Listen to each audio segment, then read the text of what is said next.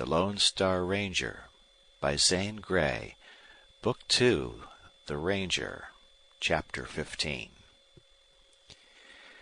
West of the Pecos River, Texas extended a vast wild region, barren in the north where the Llano Estacado spread its shifting sands, fertile in the south along the Rio Grande. A railroad marked an undeviating course across 500 miles of this country, and the only villages and towns lay on or near this line of steel. Unsettled as was this western Texas, and despite the acknowledged dominance of the outlaw bands, the pioneers pushed steadily into it. First had come the lone rancher, then his neighbors in near and far valleys, then the hamlets, at last the railroad and the towns. And still the pioneers came, spreading deeper into the valleys, farther and wider over the plains. It was mesquite-dotted, cactus-covered desert, but rich soil upon which water acted like magic.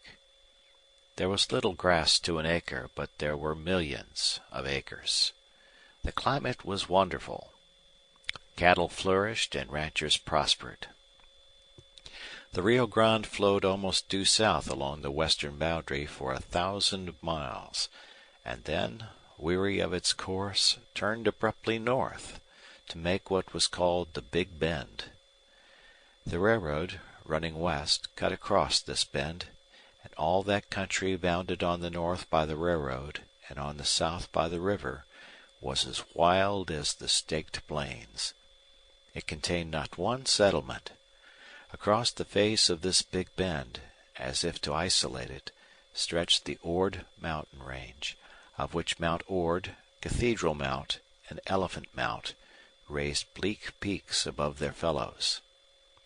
In the valleys of the foothills and out across the plains were ranches, and farther north villages and the towns of Alpine and Marfa. Like other parts of the great Lone Star State, this section of Texas was a world in itself, a world where the riches of the rancher were ever enriching the outlaw. The village closest to the gateway of this outlaw-infested region was a little place called Ord, named after the dark peak that loomed some miles to the south.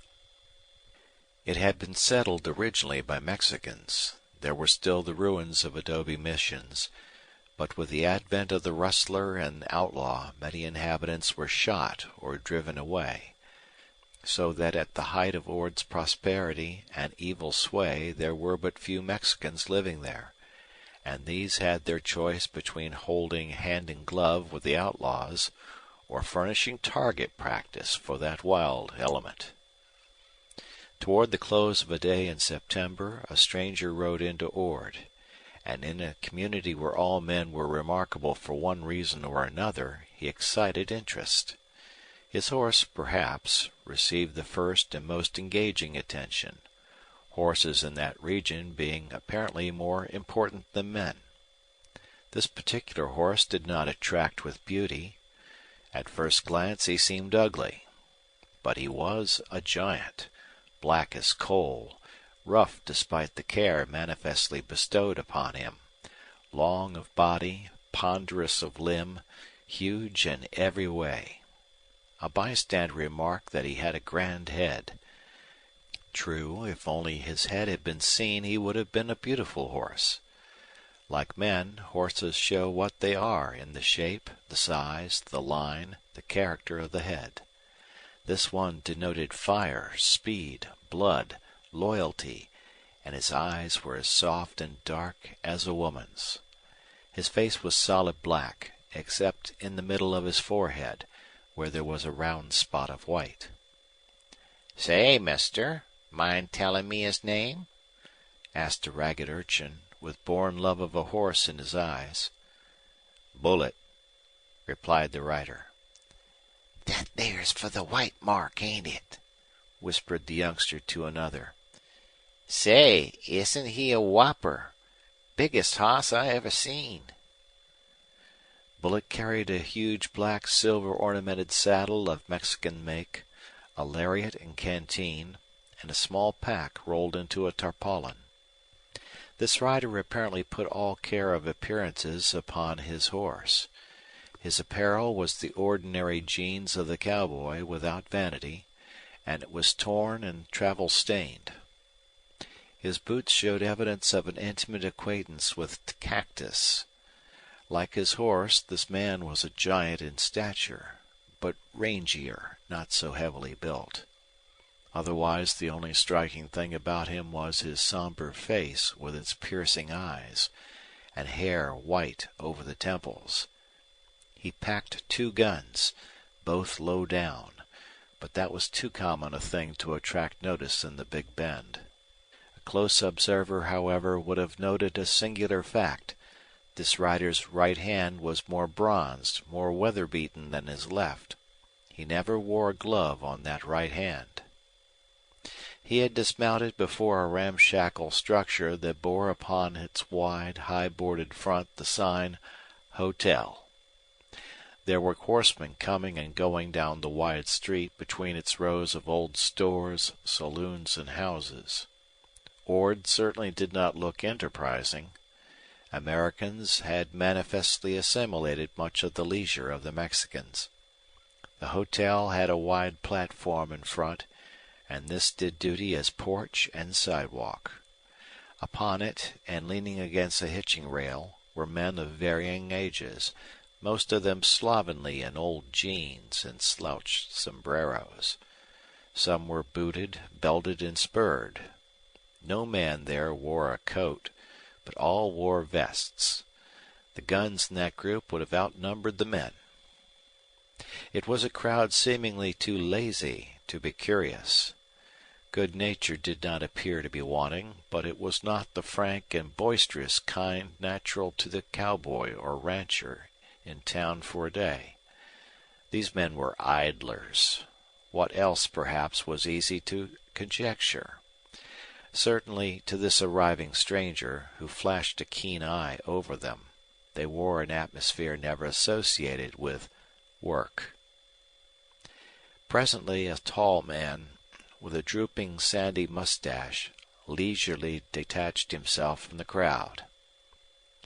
"Howdy, stranger," he said. The stranger had bent over to loosen the cinches. He straightened up and nodded. Then, "I'm thirsty." That brought a broad smile to faces. It was characteristic greeting. One and all trooped after the stranger into the hotel. It was a dark, ill-smelling barn of a place, with a bar as high as a short man's head. A bartender with a scarred face was serving drinks. "Line up, gents," said the stranger. They piled over one another to get to the bar, with coarse jests and oaths and laughter. None of them noted that the stranger did not appear so thirsty as he had claimed to be. In fact, though he went through the motions, he did not drink at all. "My name's Jim Fletcher," said the tall man with the drooping sandy mustache. He spoke laconically. Nevertheless, there was a tone that showed he expected to be known. Something went with that name. The stranger did not appear to be impressed. "My name might be Blazes, but it ain't," he replied. "What do you call this burg?" "Stranger, this here metropolis bears the handle Ord. Is that new to you?" He leaned back against the bar, and now his little yellow eyes, clear as crystal, flawless as a hawk's, fixed on the stranger. Other men crowded close, forming a circle, curious, ready to be friendly or otherwise, according to how the tall interrogator marked the newcomer. "Sure, Ord's a little strange to me. Off the railroad some, ain't it? Funny trails hereabouts." "How fur was you goin'?" "I reckon I was goin' as far as I could," replied the stranger with a hard laugh. His reply had subtle reaction on that listening circle. Some of the men exchanged glances. Fletcher stroked his drooping mustache, seemed thoughtful, but lost something of that piercing scrutiny.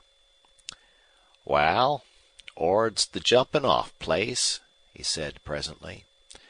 "Sure you've heerd of the Big Bend country." "I sure have, and was making tracks fer it," replied the stranger. Fletcher turned toward a man in the outer edge of the group. "Nell, come in here." This individual elbowed his way in and was seen to be scarcely more than a boy, almost pale beside these bronzed men, with a long, expressionless face, thin and sharp. "Nell, this here's—" Fletcher wheeled to the stranger. "What'd you call yourself?" "I'd hate to mention what I've been calling myself lately." This sally fetched another laugh. The stranger appeared cool, careless, indifferent. Perhaps he knew, as the others present knew, that this show of Fletcher's, this pretense of introduction, was merely talk while he was looked over. Knell stepped up, and it was easy to see, from the way Fletcher relinquished his part in the situation, that a man greater than he had appeared upon the scene. "Any business here?" he queried curtly. When he spoke, his expressionless face was in strange contrast with the ring, the quality, the cruelty of his voice. This voice betrayed an absence of humor, of friendliness, of heart. "Nope," replied the stranger. "Know anybody hereabouts?" "Nary one." "Just riding through?" "Yep." "Sloping for back country, hey?" There came a pause. The stranger appeared to grow a little resentful and drew himself up disdainfully. "Well, considerin' you all seem so damn friendly and uncurious down here in this Big Bend country, I don't mind sayin' yes, I am in on the dodge," he replied with deliberate sarcasm. "From west of Ord, out El Paso way, maybe?" "Sure." "Ah, that's so." Knell's words cut the air, stilled the room. "You're from way down the river. That's what they say down there, on the dodge. Stranger, you're a liar." With swift clink of spur and thump of boot the crowd split, leaving Knell and the stranger in the center. Wild breed of that ilk never made a mistake in judging a man's nerve. Knell had cut out with the trenchant call and stood ready. The stranger suddenly lost his every semblance to the rough and easy character before manifest in him. He became bronze. That situation seemed familiar to him. His eyes held a singular, piercing light that danced like a compass needle. "Sure I lied," he said, "so I ain't takin' offense at the way you called me. I'm lookin' to make friends, not enemies.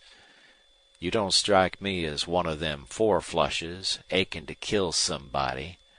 But if you are, go ahead and open the ball. You see, I never throw a gun on them fellers till they go for theirs." Knell coolly eyed his antagonist, his strange face not changing in the least. Yet somehow it was evident in his look that here was metal which rang differently from what he had expected. Invited to start a fight or withdraw, as he chose, Knell proved himself big in the manner characteristic of only the genuine gunman. "Stranger, I pass," he said, and turning to the bar he ordered liquor. The tension relaxed. The silence broke. The men filled up the gap. The incident seemed closed. Jim Fletcher attached himself to the stranger, and now both respect and friendliness tempered his asperity. "Wal, for want of a better handle, I'll call you Dodge," he said. "Dodge is as good as any. Gents, line up again, and if you can't be friendly, be careful." Such was Buck Duane's debut in the little outlaw hamlet of Ord. Duane had been 3 months out of the Nueces country. At El Paso he bought the finest horse he could find, and, armed and otherwise outfitted to suit him, he had taken to unknown trails.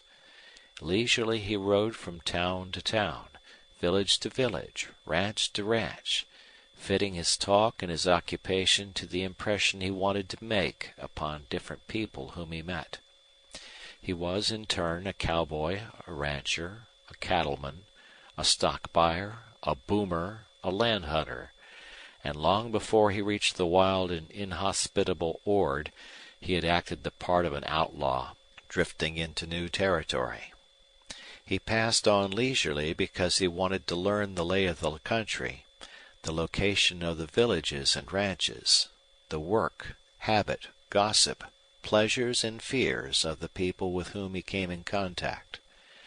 The one subject most impelling to him, outlaws, he never mentioned, but by talking all around it, sifting the old ranch and cattle story, he acquired a knowledge calculated to aid his plot. In this game time was of no moment. If necessary, he would take years to accomplish his task. The stupendous and perilous nature of it showed in the slow, wary preparation. When he heard Fletcher's name and faced Knell, he knew he had reached the place he sought. Ord was a hamlet on the fringe of the grazing country, of doubtful honesty, from which surely winding trails led down into that free and never disturbed paradise of outlaws, the Big Bend. Duane made himself agreeable, yet not too much so, to Fletcher and several other men disposed to talk and drink and eat. And then, after having a care for his horse, he rode out of town a couple of miles to a grove he had marked, and there, well hidden, he prepared to spend the night. This proceeding served a double purpose. He was safer, and the habit would look well in the eyes of outlaws, who would be more inclined to see in him the lone wolf fugitive. Long since Duane had fought out a battle with himself, won a hard-earned victory. His outer life, the action, was much the same as it had been. But the inner life had tremendously changed.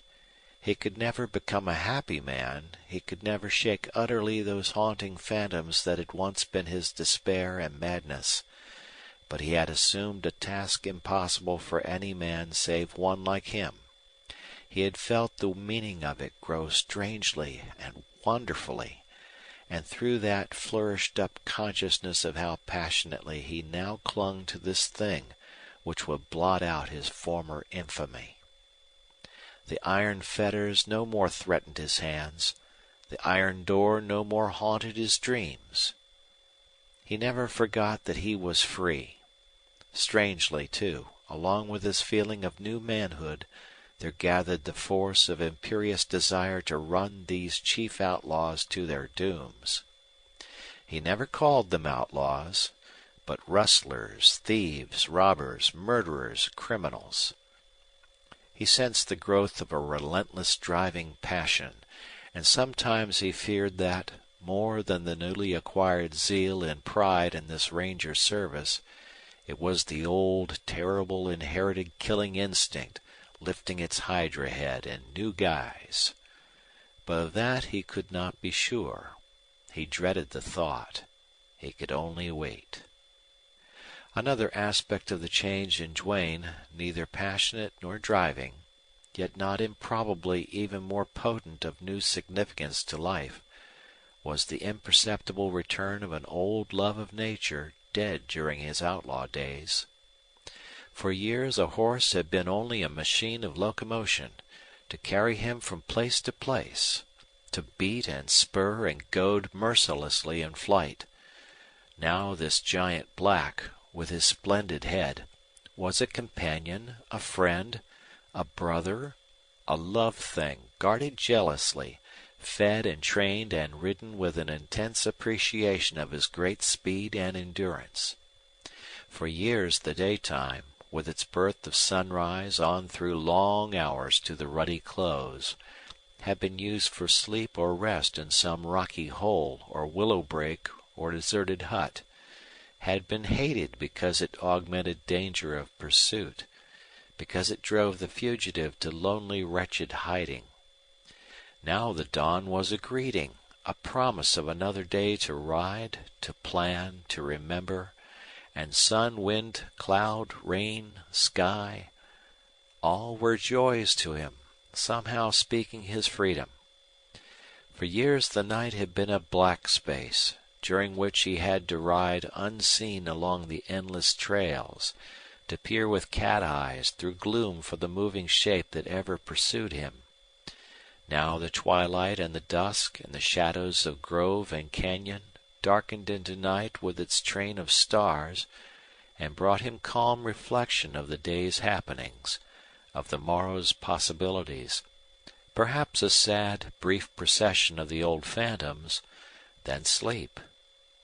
For years, canyons and valleys and mountains had been looked at as retreats that might be dark and wild enough to hide even an outlaw.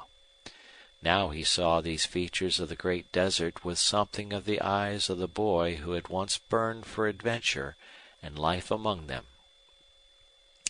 This night a wonderful afterglow lingered along in the west, and against the golden red of clear sky the bold black head of Mount Ord reared itself aloft, beautiful but aloof, sinister yet calling.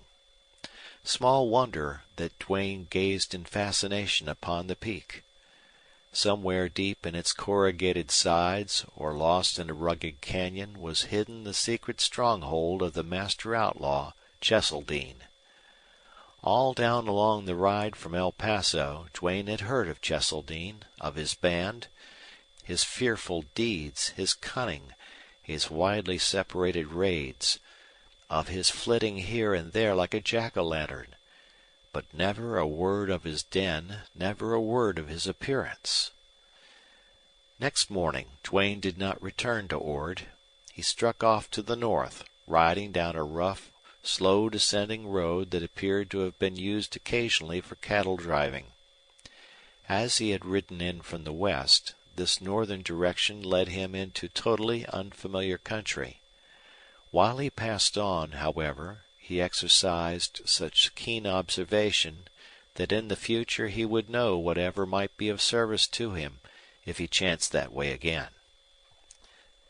The rough, wild, brush-covered slope down from the foothills gradually leveled out into plain, a magnificent grazing country, upon which till noon of that day Duane did not see a herd of cattle or a ranch. About that time he made out smoke from the railroad, and after a couple of hours' riding he entered a town which inquiry discovered to be Bradford. It was the largest town he had visited since Marfa, and he calculated must have 1,000 or 1,500 inhabitants, not including Mexicans. He decided this would be a good place for him to hold up for a while, being the nearest town to Ord, only 40 miles away. So he hitched his horse in front of a store and leisurely set about studying Bradford.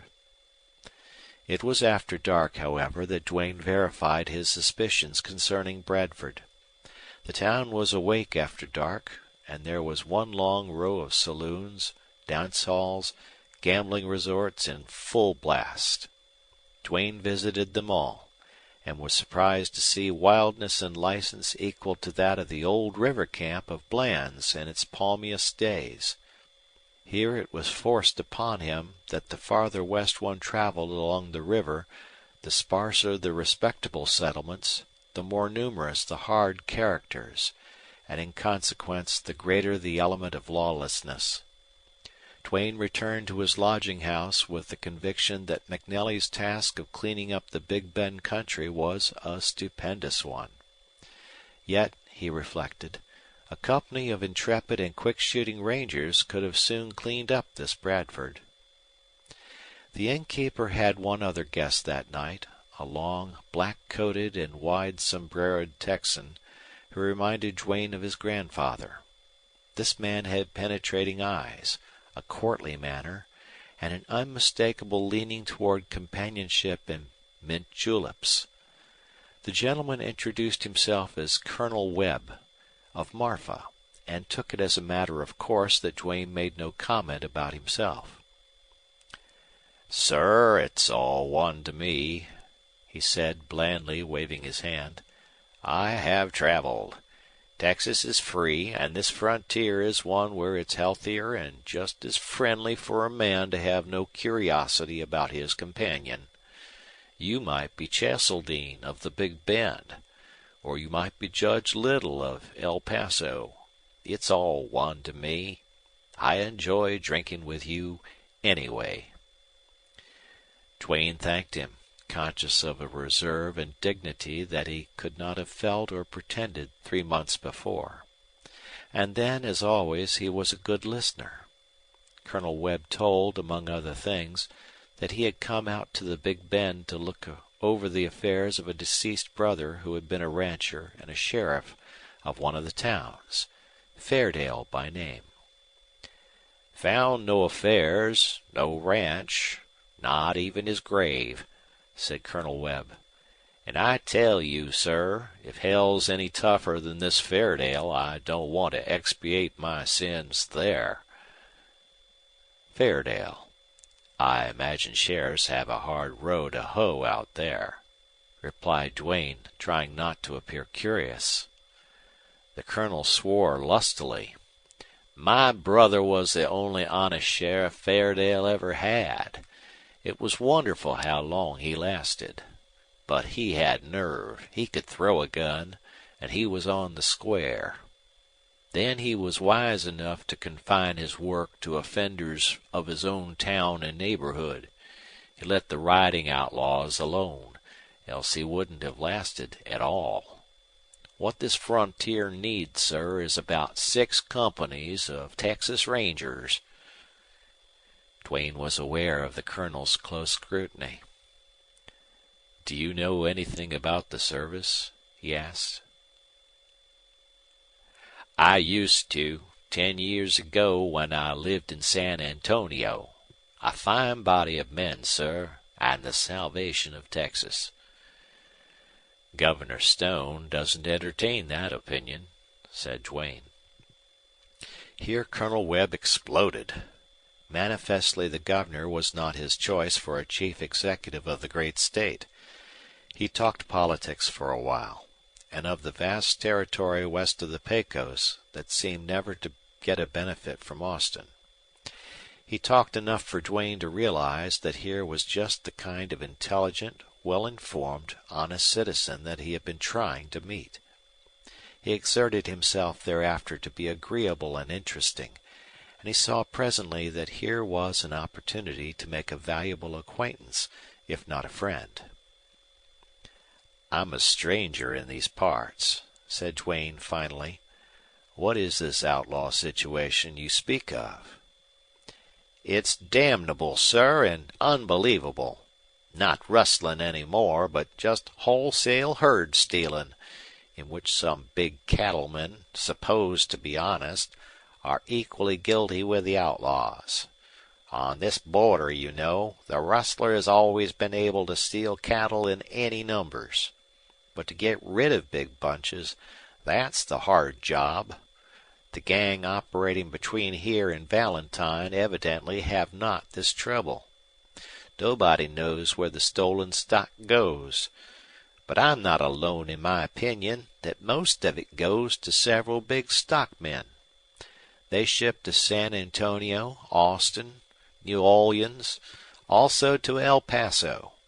If you travel the stock road between here and Marfa and Valentine, you'll see dead cattle all along the line, and stray cattle out in the scrub. The herds have been driven fast and far, and stragglers are not rounded up." "Wholesale business, eh?" remarked Duane. "Who are these big stock buyers?" Colonel Webb seemed a little startled at the abrupt query. He bent his penetrating gaze upon Duane and thoughtfully stroked his pointed beard. "Names, of course, I'll not mention. Opinions are one thing, direct accusation another. This is not a healthy country for the informer." When it came to the outlaws themselves, Colonel Webb was disposed to talk freely. Duane could not judge whether the colonel had a hobby of that subject, or the outlaws were so striking in personality and deed that any man would know all about them. The great name along the river was Cheseldine, but it seemed to be a name detached from an individual. No person of veracity known to Colonel Webb had ever seen Cheseldine, and those that claimed that doubtful honor varied so diversely in descriptions of the chief that they confused the reality and lent to the outlaw only further mystery. Strange to say of an outlaw leader, as there was no one who could identify him, so there was no one who could prove he had actually killed a man. Blood flowed like water over the Big Bend country, and it was Cheseldine who spilled it. Yet the fact remained there were no eyewitnesses to connect any individual called Cheseldine with these deeds of violence. But in striking contrast to this mystery was the person, character, and cold-blooded action of Poggin and Knell, the chief's lieutenants. They were familiar figures in all the towns within 200 miles of Bradford. Knell had a record, but as a gunman with an incredible list of victims, Poggin was supreme. If Poggin had a friend, no one ever heard of him. There were 100 stories of his nerve, his wonderful speed with a gun, his passion for gambling, his love of a horse, his cold, implacable, inhuman wiping out of his path any man that crossed it. "Cheseldine is a name, a terrible name," said Colonel Webb. "Sometimes I wonder if he's not only a name.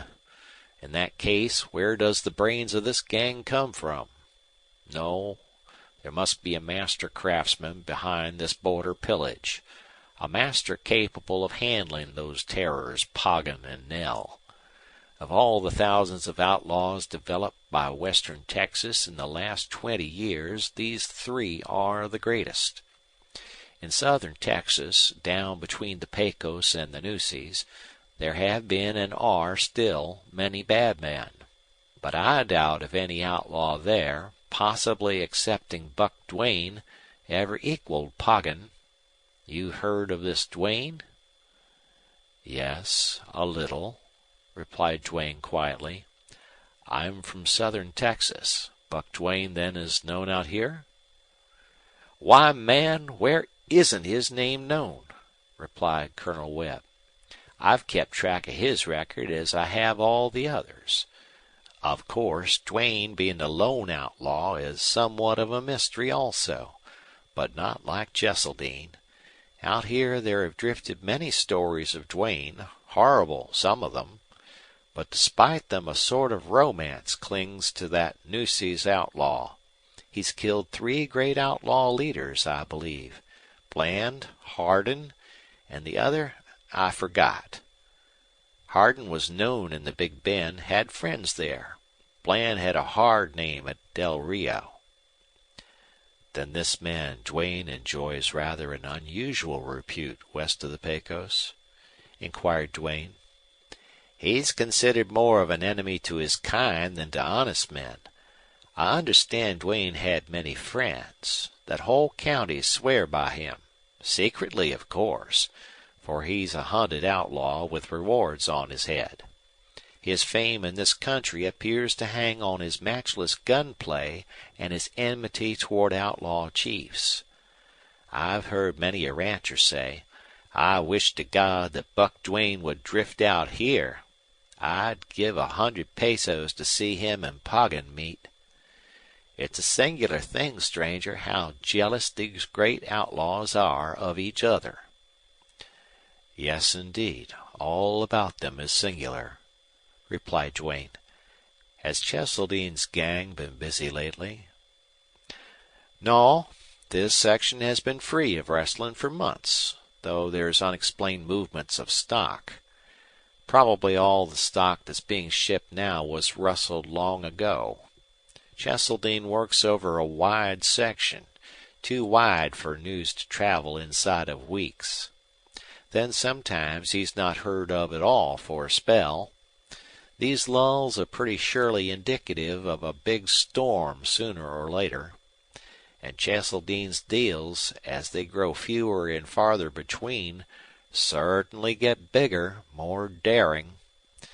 There are some people who think Cheseldine had nothing to do with the bank robberies and train holdups during the last few years in this country.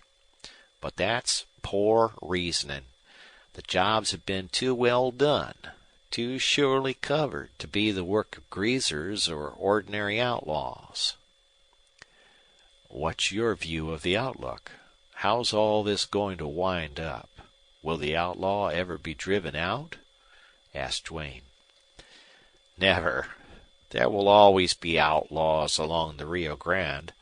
All the armies in the world couldn't comb the wild breaks of that 1,500 miles of river. But the sway of the outlaw, such as is enjoyed by these great leaders, will sooner or later be past. The criminal element flock to the southwest, but not so thick and fast as the pioneers. Besides, the outlaws killed themselves, and the ranchers are slowly rising in wrath, if not in action. That will come soon. If they only had a leader to start the fight. But that will come. There's talk of vigilantes, the same that were organized in California and are now in force in Idaho. So far, it's only talk. But the time will come, and days of Cheseldine and Poggin are numbered. Duane went to bed that night exceedingly thoughtful. The long trail was growing hot. This voluble colonel had given him new ideas. It came to Duane in surprise that he was famous along the upper Rio Grande.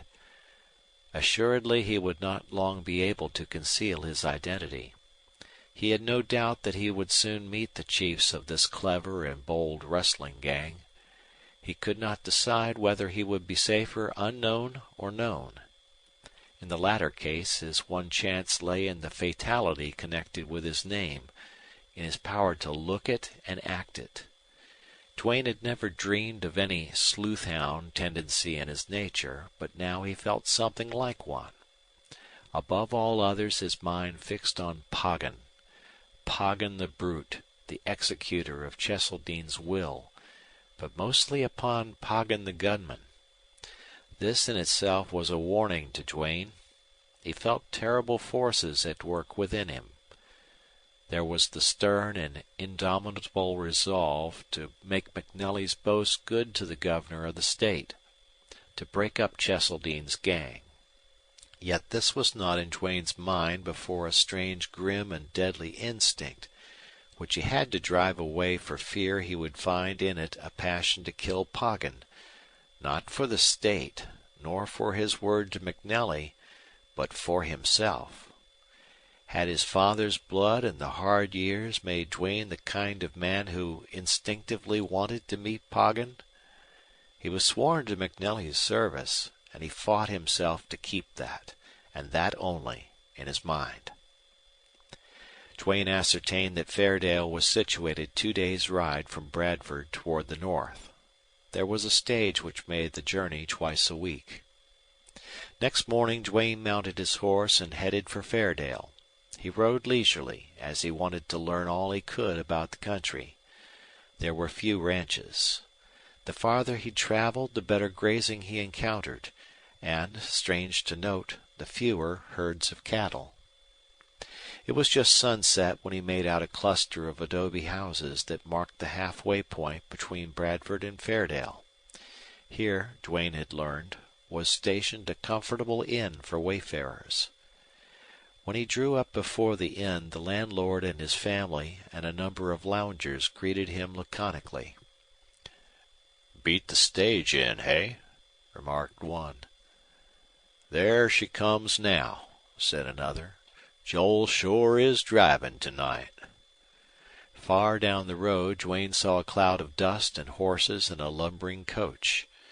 When he had looked after the needs of his horse, he returned to the group before the inn. They awaited the stage with that interest common to isolated people.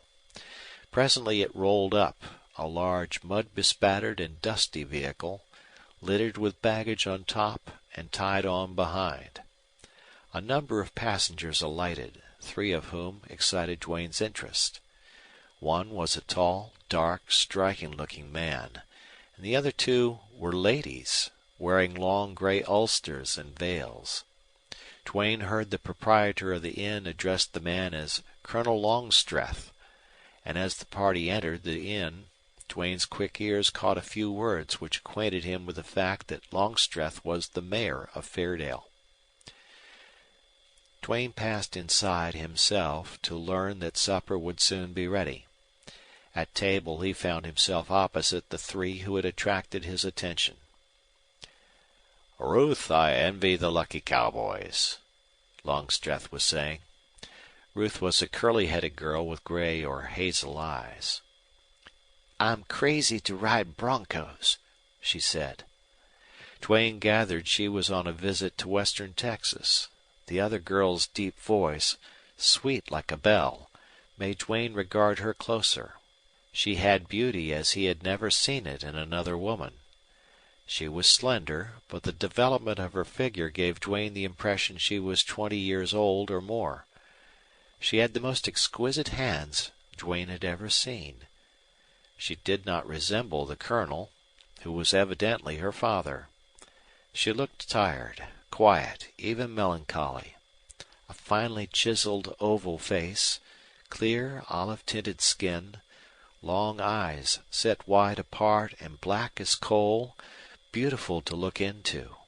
A slender, straight nose that had something nervous and delicate about it, which made Duane think of a thoroughbred, and a mouth by no means small, but perfectly curved, and hair like jet. All these features proclaimed her beauty to Duane. Duane believed her a descendant of one of the old French families of eastern Texas. He was sure of it when she looked at him, drawn by his rather persistent gaze. There were pride, fire, and passion in her eyes. Duane felt himself blushing in confusion. His stare at her had been rude, perhaps, but unconscious.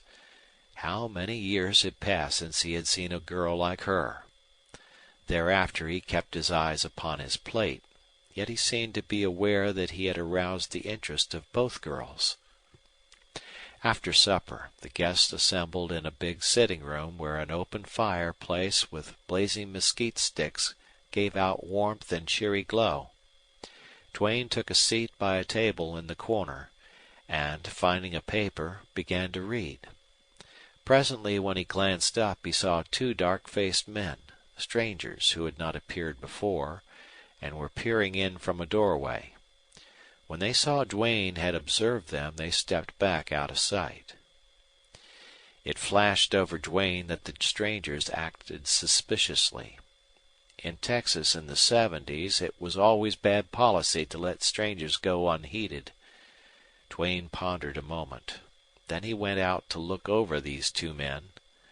The doorway opened into a patio, and across that was a little dingy, dim-lighted bar-room.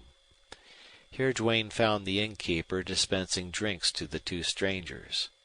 They glanced up when he entered, and one of them whispered. He imagined he had seen one of them before. In Texas, where outdoor men were so rough, bronzed, bold, and sometimes grim of aspect, it was no easy task to pick out the crooked ones.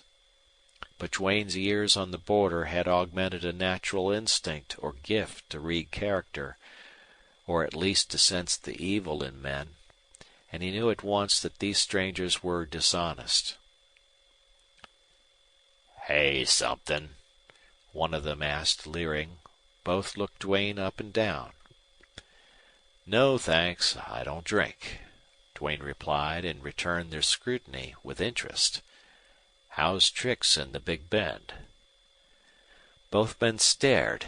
It had taken only a close glance for Duane to recognize a type of ruffian most frequently met along the river. These strangers had that stamp, and their surprise proved he was right. Here the innkeeper showed signs of uneasiness, and seconded the surprise of his customers. No more was said at the instant, and the two rather hurriedly went out. "Say, boss, do you know those fellows?" Duane asked the innkeeper. "Nope." "Which way did they come?" "Now I think of it, them fellers rid in from both corners today," he replied, and he put both hands on the bar and looked at Duane. "They nooned here, comin' from Bradford, they said, and trailed in after the stage." When Duane returned to the sitting room, Colonel Longstreth was absent, also several of the other passengers. Miss Ruth sat in the chair he had vacated, and across the table from her sat Miss Longstreth. Duane went directly to them. "Excuse me," said Duane, addressing them. "I want to tell you there are a couple of rough-looking men here. I've just seen them. They mean evil. Tell your father to be careful. Lock your doors. Bar your windows tonight." "Oh!" cried Ruth, very low. "Ray, do you hear?" "Thank you. We'll be careful," said Miss Longstreth, gracefully. The rich color had faded in her cheek. "I saw those men watching you from that door. They had such bright black eyes. Is there really danger here?" "I think so," was Duane's reply. Soft, swift steps behind him preceded a harsh voice. "Hands up!"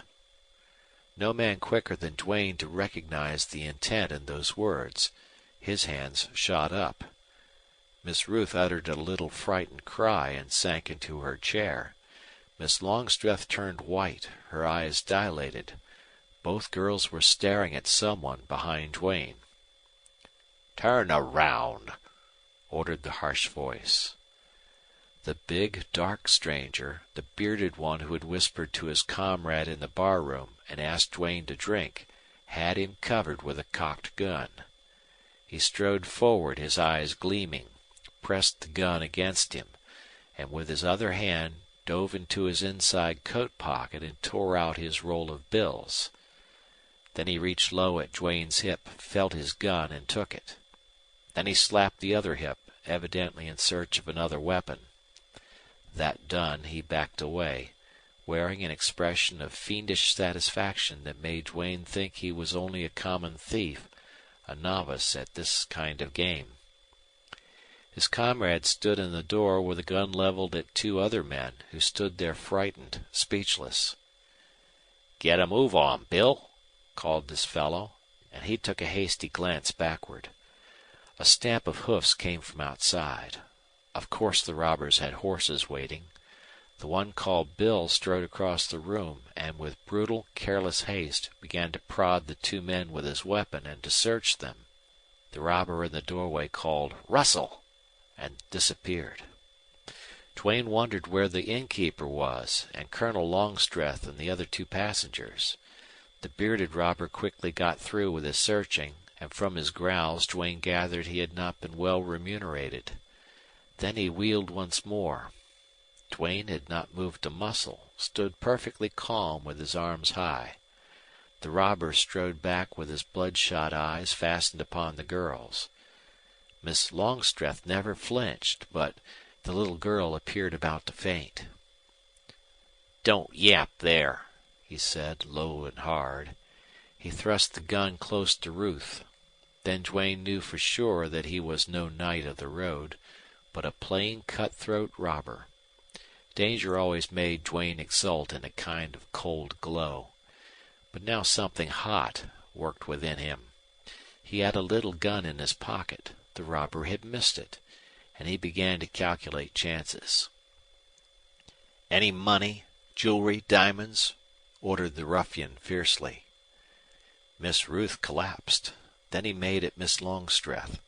She stood with her hands at her breast. Evidently the robber took this position to mean that she had valuables concealed there. But Duane fancied she had instinctively pressed her hands against a throbbing heart. "Come out with it," he said, harshly, reaching for her. "Don't dare touch me!" she cried, her eyes ablaze. She did not move. She had nerve. It made Duane thrill. He saw he was going to get a chance. Waiting had been a science with him, but here it was hard. Miss Ruth had fainted, and that was well. Miss Longstreth had fight in her, which fact helped Duane, yet made injury possible to her. She eluded 2 lunges the man made at her. Then his rough hand caught her waist and with one pull ripped it asunder, exposing her beautiful shoulder, white as snow. She cried out. The prospect of being robbed or even killed had not shaken Miss Longstreth's nerve as had this brutal tearing off of half her waist. The ruffian was only turned partially away from Duane. For himself he could have waited no longer, but for her, that gun was still held dangerously upward, close to her. Duane watched only that.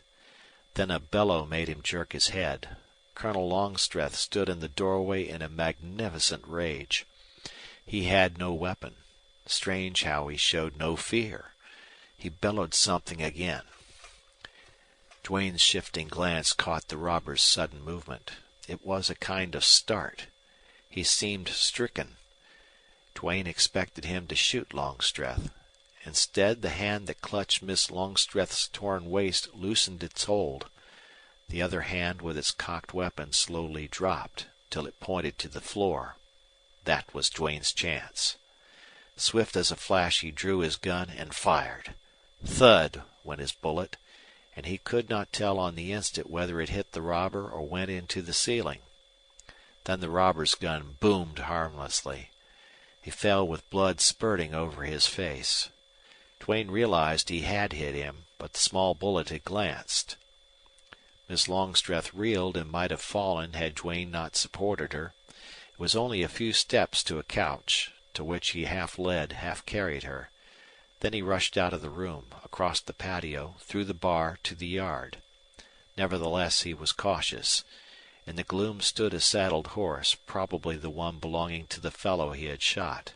His comrade had escaped. Returning to the sitting room, Duane found a condition approaching pandemonium. The innkeeper rushed in, pitchfork in hands. Evidently he had been out at the barn. He was now shouting to find out what had happened. Joel, the stage driver, was trying to quiet the men who had been robbed. The woman, wife of one of the men, had come in, and she had hysterics.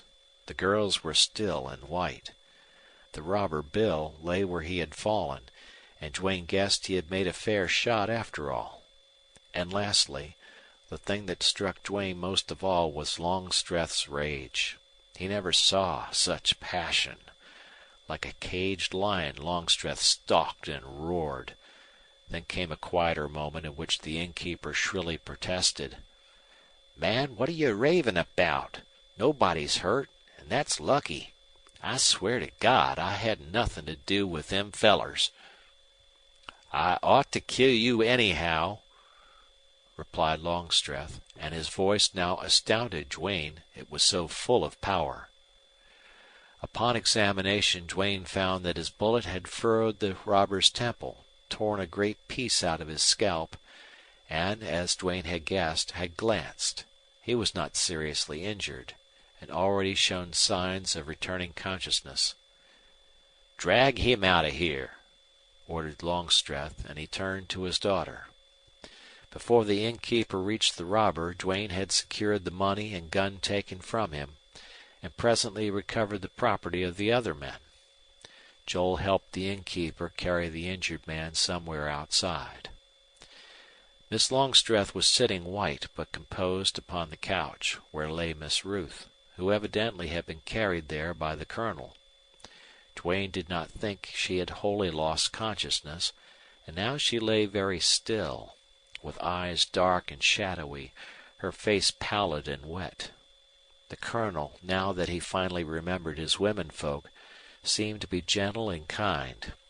He talked soothingly to Miss Ruth, made light of the adventure, said she must learn to have nerve out here where things happened. "Can I be of any service?" asked Duane solicitously. Thanks. I guess there's nothing you can do.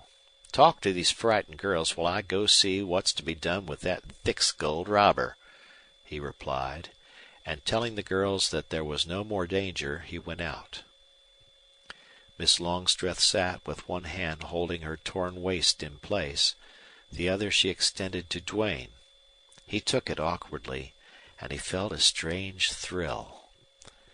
"You saved my life," she said in grave, sweet seriousness. "No, no," Duane exclaimed. "He might have struck you, hurt you, but no more." "I saw murder in his eyes. He thought I had jewels under my dress. I couldn't bear his touch. The beast, I'd have fought. Surely my life was in peril." "Did you kill him?" asked Miss Ruth, who lay listening. "Oh, no, he's not badly hurt." "I'm very glad he's alive," said Miss Longstreth, shuddering. "My intention was bad enough," Duane went on. "It was a ticklish place for me. You see, he was half drunk, and I was afraid his gun might go off. Fool careless he was." "Yet you say you didn't save me," Miss Longstreth returned quickly. "Well, let it go at that," Duane responded. "I saved you something." "Tell me all about it?"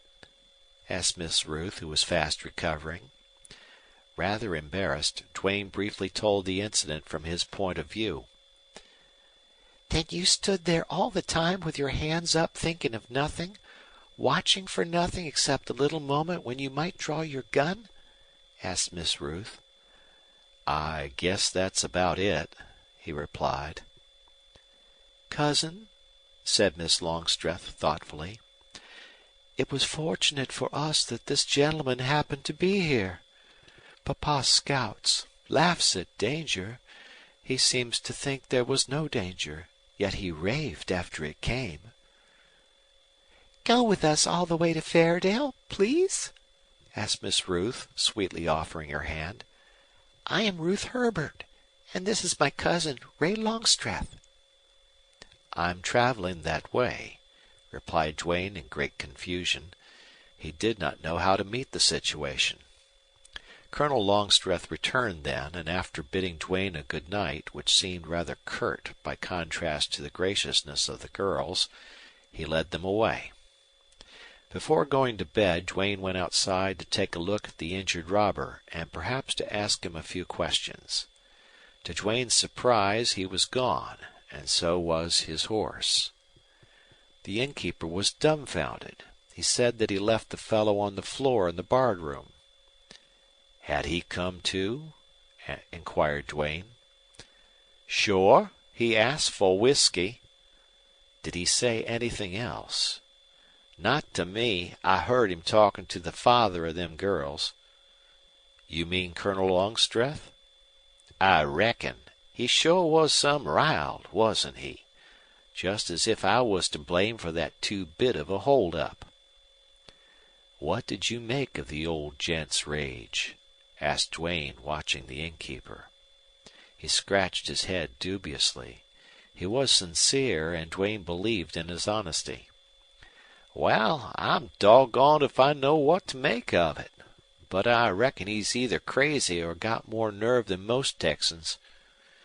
"More nerve, maybe," Duane replied. "Show me a bed now, innkeeper." Once in bed in the dark, Duane composed himself to think over the several events of the evening. He called up the details of the hold-up and carefully revolved them in mind. The colonel's wrath, under circumstances where almost any Texan would have been cool, nonplussed Duane, and he put it down to a choleric temperament. He pondered long on the action of the robber, when Longstreth's bellow of rage burst in upon him. This ruffian, as bold and mean a type as Duane had ever encountered, had, from some cause or other, been startled. From whatever point Duane viewed the man's strange indecision, he could come to only one conclusion. His start, his check, his fear had been that of recognition. Duane compared this effect with the suddenly acquired sense he had gotten of Colonel Longstreth's powerful personality. Why had that desperate robber lowered his gun and stood paralyzed at sight and sound of the mayor of Fairdale? This was not answerable. There might have been a number of reasons, all to Colonel Longstreth's credit, but Duane could not understand. Longstreth had not appeared to see danger for his daughter, even though she had been roughly handled, and had advanced in front of a cocked gun. Duane probed deep into this singular fact, and he brought to bear on the thing all his knowledge and experience of violent Texas life. And he found that the instant Colonel Longstreth had appeared on the scene there was no further danger threatening his daughter. Why? That likewise Duane could not answer. Then his rage, Duane concluded, had been solely at the idea of his daughter being assaulted by a robber. This deduction was indeed a thought disturber, but Duane put it aside to crystallize and for more careful consideration. Next morning Duane found that the little town was called Sanderson. It was larger than he had first supposed. He walked up the main street and back again. Just as he arrived, some horsemen rode up to the inn and dismounted, and at this juncture the Longstreth party came out. Duane heard Colonel Longstreth utter an exclamation. Then he saw him shake hands with a tall man. Longstreth looked surprised and angry, and he spoke with force, but Duane could not hear what it was he said. The fellow laughed, yet somehow he struck Duane as sullen, until suddenly he espied Miss Longstreth. Then his face changed, and he removed his sombrero. Duane went closer. "Floyd, did you come with the teams?" asked Longstreth sharply. "Not me. I rode a horse good and hard," was the reply. "Huh. I have a word to say to you later." Then Longstreth turned to his daughter. "Ray, here's the cousin I've told you about. You used to play with him 10 years ago. Floyd Lawson. Floyd, my daughter, and my niece, Ruth Herbert." Duane always scrutinized every one he met, and now with a dangerous game to play, with a consciousness of Longstreth's unusual and significant personality, he bent a keen and searching glance upon this Floyd Lawson. He was under 30, yet gray at his temples, dark, smooth-shaven, with lines left by wildness, dissipation, shadows under dark eyes, a mouth strong and bitter, and a square chin, a reckless, careless, handsome, sinister face, strangely losing the hardness when he smiled. The grace of a gentleman clung around him, seemed like an echo in his mellow voice.